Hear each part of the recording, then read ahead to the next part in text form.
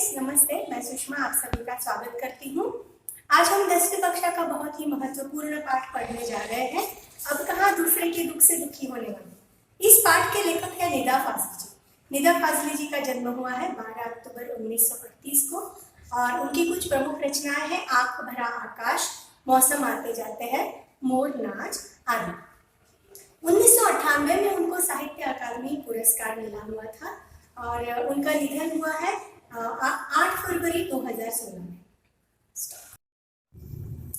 असल में प्रकृति में हम सभी का बराबर का हिस्सा होता है, जैसे कि पेड़ पौधे, समुद्र, पशु पक्षी आदि सभी का बराबर का हिस्सा होते हुए भी मनुष्य अपने स्वार्थ के लिए सभी को परेशान करता है और सबके ऊपर अपना अधिकार जताता है। और इसीलिए यहाँ लेखक ने हमें चींटी, चौटा, कबूतर, मुर्गा आदि का उदाहरण दिया है और उनके उदाहरणों द्वारा वो बताना चाहते हैं कि पहले के जमाने में उनका दुख देखकर कोई दुखी होता था, लेकिन अब ऐसा नहीं रहा है। अब कहाँ दूसरे के दुख से दुखी होने वाले निदा फाजली द्वारा लिखित पाठ में लेखक ने कुछ प्रसंगों का वर्णन किया है कि दूसरे के दुख से अब कोई दुखी नहीं होता है। जैसे पहला प्रसंग है सुलेमान व चींटियों का, दूसरा शेख अयाज के पिता और उनकी माँ, तीसरा नूह और कुत्ता, और लेखक की माँ का क्या क्या कहना है ये अब हम यहाँ देखेंगे। तो चलो सबसे पहले हम देखते हैं सुलेमान और चींटियों का प्रसंग। बाइबल के सोलोमन को कुरान में सुलेमान कहा गया है। वे एक बादशाह थे। वे इंसानों के साथ साथ पशु पक्षियों की भी भाषा समझते थे। एक दिन क्या हुआ, वह अपने दल के साथ यानी कि अपनी सेना के साथ रास्ते से गुजर रहे थे। उस रास्ते पर चींटियों ने उनके घोड़ों की टापों की आवाज़ सुनी और फिर वह सारी चींटियां डर गई और डर कर अपने बिलों की ओर चल पड़ी। सुलेमान ने चींटियों से कहा, घबराओ मत, मैं किसी के लिए मुसीबत नहीं हूँ, सबके लिए मोहब्बत हूँ। और यह कहकर वे अपने मंजिल की ओर बढ़ गई। जब चींटियों ने यह सुना तब चींटियों ने उनके लिए दुआ मांगी। अब इस प्रसंग में जैसे आपने देखा कि सुलेमान जो है वो चींटियों के लिए चींटियों की भाषा समझता है और उनको कहते हैं कि आप डरो मत। तो उस तरह से उनका जो डर था, उनका जो दुख था, वो दुख देखने के बाद सुलेमान यहाँ दुखी हुए थे। अब आगे देखेंगे। दूसरा प्रसंग है महाकवि शेख अयाज के पिता।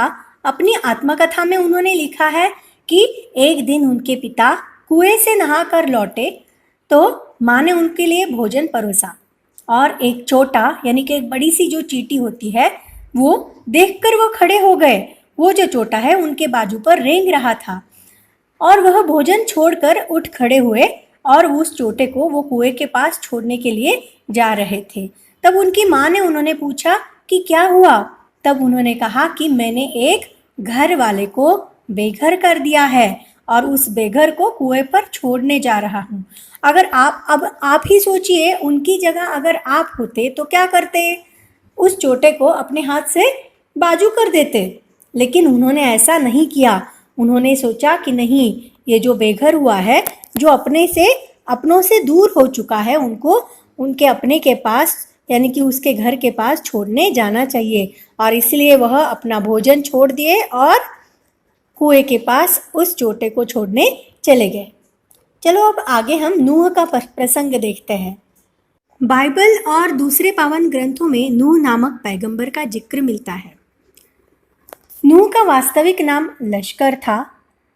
उन्हें नूह नाम का लक़ब मिला हुआ था।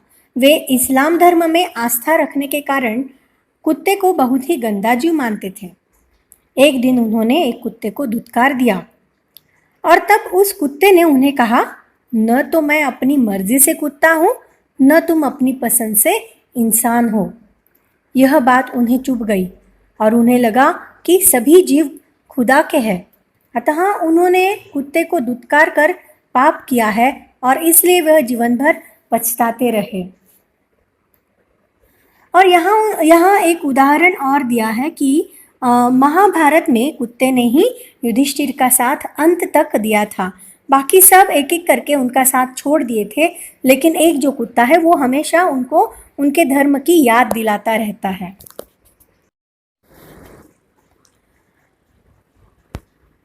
आपके पाठ्य पुस्तक में नूह के प्रसंग के बाद पद्यांश की कुछ लाइन दिए हैं। मिट्टी से मिट्टी मिले खोके सभी निशान, किसमें कितना कौन है कैसे हो पहचान। आपको बोर्ड परीक्षा में भी पूछा जाता है कि इसका अर्थ क्या है, इसका आशय क्या है। तो हर एक मनुष्य प्राणी जो है वो मिट्टी से बना हुआ है। सभी प्राणियों का निर्माण एक ही मिट्टी से हुआ है। उस मिट्टी में न जाने कौन कौन सी किस तरह की मिट्टी मिली हुई है। अब इसका बोध हमें किसी को नहीं होता है। अतः मनुष्य में कितनी पशुता है, कितनी मनुष्यता है, ये किसी को नहीं पता है। इसी प्रकार पशु में कितनी पशुता है और कितनी मनुष्यता, यह भी किसी को पता नहीं है, किसी को ज्ञात नहीं है। आशय यह है कि मनुष्य को चाहिए कि वह स्वयं को पशु से बेहतर न माने। हमें बनाने वाला ईश्वर है, वह कोई भेदभाव नहीं करता है।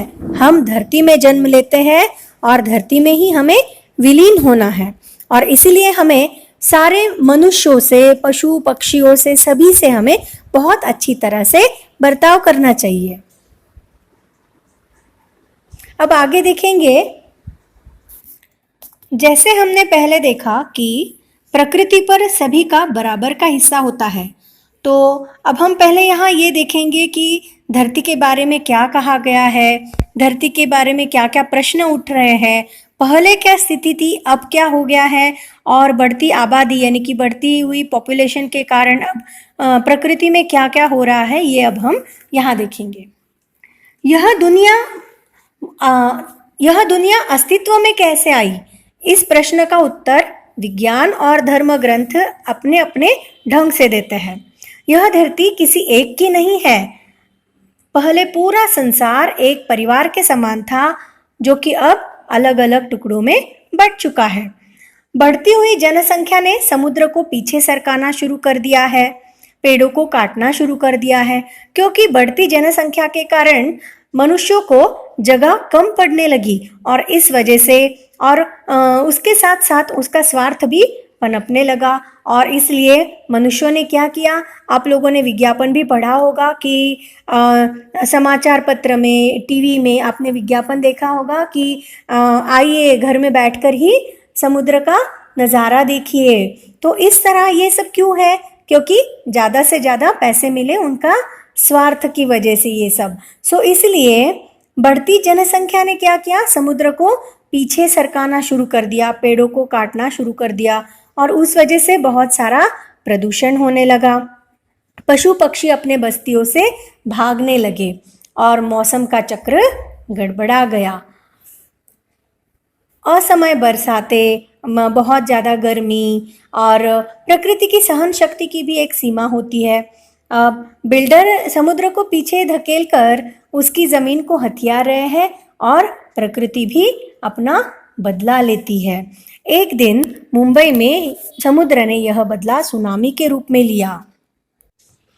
समुद्र ने अपना क्रोध प्रकट करते हुए अपनी लहरों पर दौड़ते हुए 3 जहाज़ों को उठाकर गेंद की तरह 3 दिशाओं में फेंक दिया। वे टूट फूट कर वर्ली, बांद्रा और कार्टर रोड के सामने तथा गेटवे ऑफ इंडिया पर जा गिरे, और जो सैलानी थे यानी कि जो टूरिस्ट आए थे, वे तो अभी चलने फिरने के लायक भी नहीं रहे। लेखक की माँ कहती है, सूरज ढले आंगन के पेड़ों के पत्ते मत तोड़ो, वे रोएंगे। यानी शाम के समय हमें पेड़ों को हाथ नहीं लगाना चाहिए। दिया बत्ती के वक्त फूल मत तोड़ो, वे बद्दुआ देते हैं। दरिया अर्थात रिवर, नदी, दरिया पर जाओ तो उसे सलाम करो, वह खुश होता है।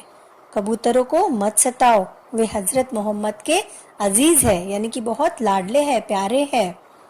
मुर्गे को परेशान मत करो, वह अजान देकर सबको जगाता है, वो बहुत सुबह जल्दी उठ जाता है। वर्तमान समय में और पहले के समय में बहुत अंतर आ गया था। जिन दिनों लेखक ग्वालियर में रहते थे, उनके मकान में 2 रोशनदान थे।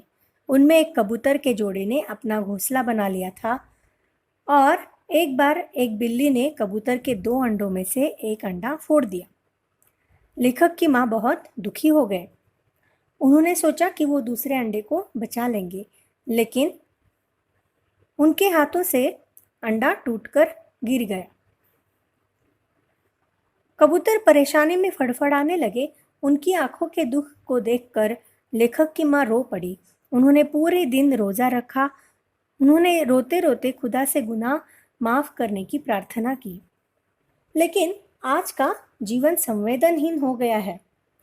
ग्वालियर से मुंबई रहने के अंतर में कुछ बदल चुका है। लेखक का घर अब मुंबई के वर्सोवा इलाके में है। पहले यहाँ जंगल थे, पेड़, पशु पक्षी, जानवर थे, लेकिन बढ़ती हुई आबादी के कारण पेड़ काटे गए, परिंदों के घर छीन गए। कुछ ने यहाँ वहाँ डेरा डाल दिया, यानी कि रहने के लिए अपनी जगह बनाई। तो कुछ कबूतर इधर उधर रहने लगे और जो नहीं रह सकते थे वह दुनिया छोड़कर चले गए। 2 कबूतरों ने लेखक के फ्लैट के एक मचान में अपना घोंसला बना लिया है। वे बच्चे अभी छोटे हैं, इसीलिए बड़े कबूतर ही उनके खाने पीने का प्रबंध करते थे। दिन भर वह लेखक के घर में आते जाते थे। घर में बहुत परेशानी होती थी, कभी कोई चीज़ गिरा देते थे। लेखक की घर में एक छोटी सी लाइब्रेरी यानी कि पुस्तकालय थे। उस पुस्तकालय में जाकर वह कभी पुस्तकों को भी छेड़ते थे। इससे तंग आकर लेखक की पत्नी ने उनके आशियाने के पास एक जाली लगा दी। अब उनके दो बच्चों को दूसरी जगह कर दिया, खिड़की को बंद कर दिया। अब दोनों कबूतर रात भर खामोश और उदास बैठे रहते थे। लेकिन अब न सोलोमन है, न शेख अयाज के पिता, न ही लेखक की माँ है जो इन सबका दुख समझ सके।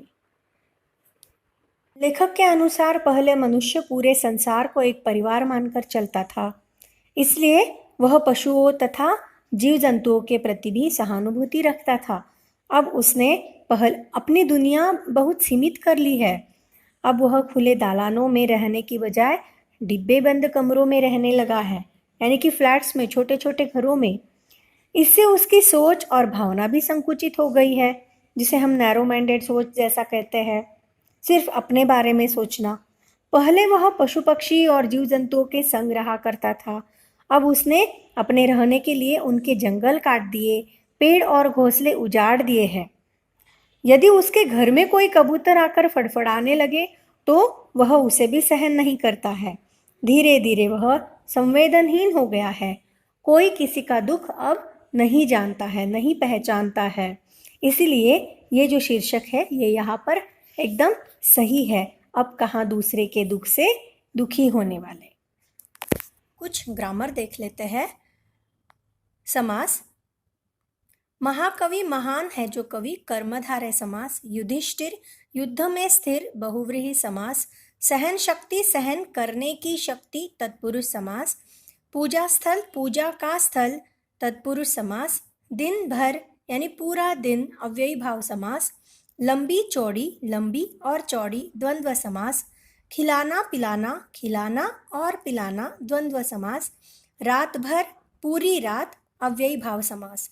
तथा मुहावरे भी इस पाठ में है, जैसे कि डेरा डालना यानी कि अपने अपने रहने के लिए स्थान बनाना। फ्रेंड्स, आप सभी को समझ में आया ही होगा। सो आप सब लोगों को आपके बोर्ड परीक्षा के लिए आपको बेस्ट ऑफ लक।